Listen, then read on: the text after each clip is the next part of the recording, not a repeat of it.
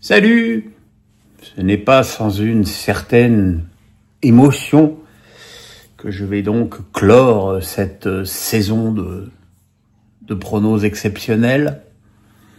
Il y a un abonné qui a quand même comptabilisé tous mes pronos depuis le début de la saison. C'est quand même merveilleux d'avoir des mecs aussi assidus. Qui m'a dit que j'étais à 49% de bons pronostics et qu'il fallait que je fasse 6 sur 9 à la dernière journée pour être à 50%. Donc, on va dire que ça va être mon objectif. 34e et dernière journée, où il y a encore quand même un petit peu de suspense, qui va commencer avec Marseille-Rennes. L'enjeu de Marseille, c'est de savoir s'ils vont finir deuxième ou troisième, ce qui est pas un enjeu faramineux. En même temps, les Marseillais ont été tellement extatiques de leur qualification au Havre. De Zerbi a parlé de miracle. On a agité la thèse du complot dans tous les sens. Enfin bref, ça m'a un petit peu saoulé tout ça. Mais bon, de toute façon, je vois pas bien Rennes leur faire grand mal. Victoire de Marseille. Lyon-Angers. En même temps, en gagnant contre Strasbourg, Angers s'est maintenu. Et ils ont carrément dit à la fin du match qu'ils étaient en vacances. Donc je ne vois pas dans quel rêve ils pourraient faire un quelconque résultat à Lyon, qui a quand même intérêt à gagner ce dernier match avant de vivre très certainement une intersaison très compliquée. Victoire de Lyon. Nice-Brest, un des matchs les plus importants de cette journée, puisque les Niçois doivent l'emporter pour se qualifier pour le dernier tour qualificatif. Les Brestois ont été de bons arbitres de cette lutte en battant Lille au stade Francis Leblay lors de la dernière journée. Est-ce qu'ils vont avoir les capacités, l'envie, la force de gêner les Niçois? Comme ça, j'ai envie de dire non. Victoire de Nice. Saint-Étienne-Toulouse. Alors voilà un match très très important, puisque si je veux au classement, Saint-Étienne est à 1 point du Havre, et le Havre va à Strasbourg. Donc Saint-Étienne, en cas de victoire contre Toulouse, pourrait ravir cette place de barragiste au Havre. Honnêtement, vu les prestations de Toulouse, j'ai envie de pronostiquer une victoire de Saint-Étienne. Lille-Reims. Lille est pas, Reims est pas totalement sauvé, si je retourne vers le classement. Reims a 33 points, mais une très nette meilleure différence de but que Saint-Étienne. Voilà, la seule chose qui pourrait causer la perte une place de barragiste pour les Rémois, ce serait que le Havre gagne à Strasbourg et que Reims perde lourdement à Lille.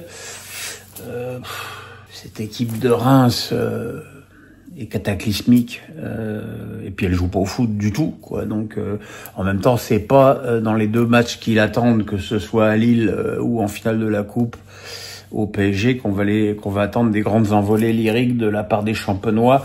Victoire de Lille. Strasbourg-Le Havre, probablement un des matchs les plus serrés de cette journée. Strasbourg, on l'a vu à Angers, sans Emega, c'est pas vraiment Strasbourg. Et Le Havre, franchement, un bon comportement depuis pas mal de semaines.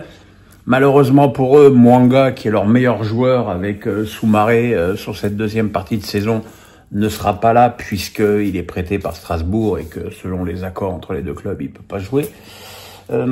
Strasbourg a besoin d'un nul pour assurer sa place en Europa League.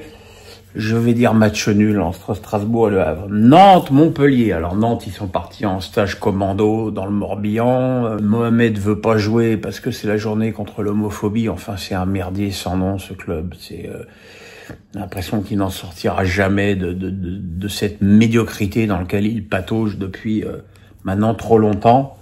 Après, bon, je veux dire, Montpellier, normalement, il suffit d'y mettre un tout petit peu d'intensité pour gagner.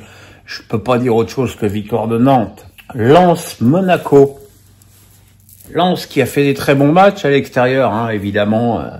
Tout le monde se souvient de cette victoire défensive, mais d'une victoire quand même à Lyon. Évidemment, ça a été beaucoup plus dur à Bollaert.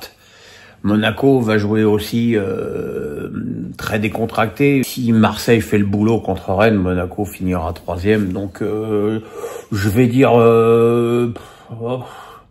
quand même pas un match où il y a un enjeu extraordinaire. Allez, je vais dire match nul.